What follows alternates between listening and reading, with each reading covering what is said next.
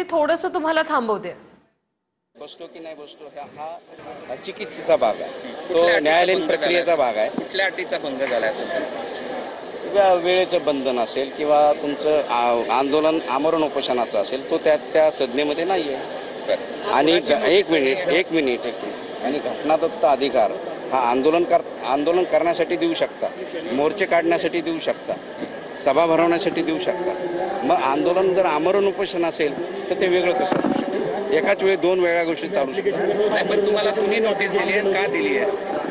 ती आझाद मैदान पोलीस स्टेशनने दिलेली आहे, पोलीस प्रशासनाने दिलेली आहे. आता पुढची तुम्ही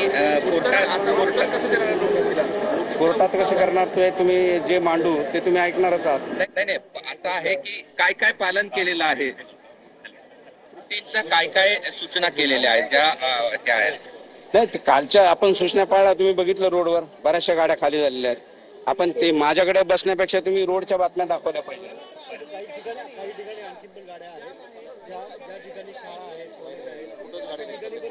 नाही, गाड्या बऱ्यापैकी खाली झालेल्या आहेत. गाड्या बऱ्यापैकी खाली झालेल्या आहेत आणि त्याला वेळ दिलेला आहे कोर्टाने, 12-1 वाजेपर्यंत वेळ दिलेला आहे. तर त्याप्रमाणे ते खाली करतील.